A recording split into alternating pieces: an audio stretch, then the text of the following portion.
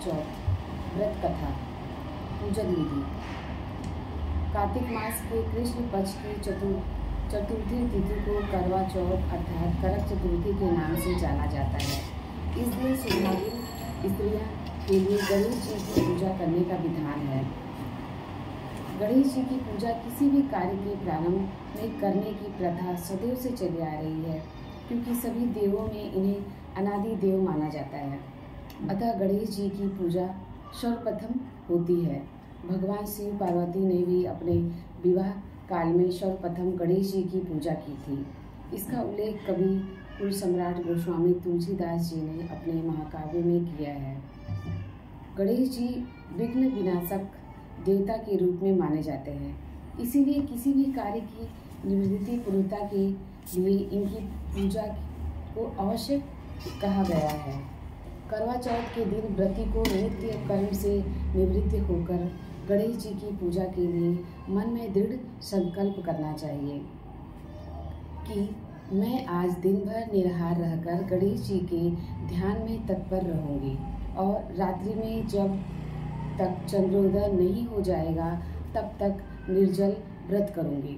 व्रत के दिन सायकाल में घर की दीवार को गोबर से लीपकर उसके ऊपर गेरू की स्याही बनाकर उसे गणेश, पार्वती, शिव, कार्तिकेय आदि देवों की प्रतिमा बनानी चाहिए। साथ ही एक वटवृक्ष का पेड़ मानव की आकृति बनाकर दिखानी चाहिए। उस मानवकृति के हाथ में छन्नी भी होनी चाहिए। पास में उदित हुए चांद की आकृति भी उस दीवार पर चित्रित करनी चाहिए। पूजन काल में उस प्रतिमा के नीचे 2 करोड़ तांबा, पीतल, मिट्टी आदि से निर्मित एक विशेष प्रकार का पात्र, जिसके सिरे पर जल गिराने के लिए एक टोटी लगी रहती है, में जल भरकर रखना चाहिए।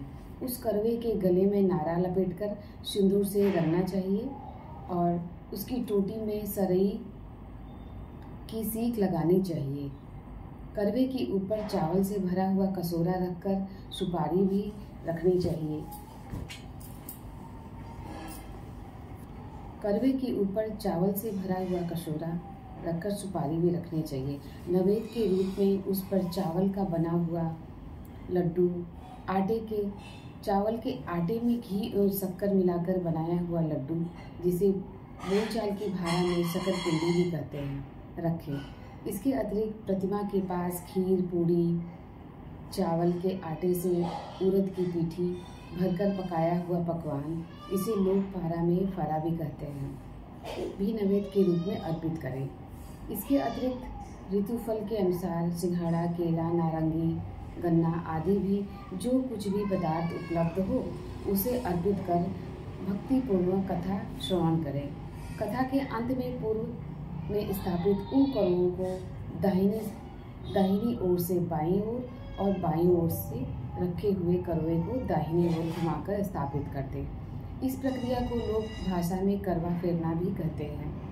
इस प्रकार विधि विधान पूर्वक पूजन करने से व्रती के ऊपर गणेश जी की प्रसन्नता होती है और उसके फलस्वरूप उसे मनोवांछित फल की प्राप्ति एवं अखंड सौभाग्यवता मिलती है।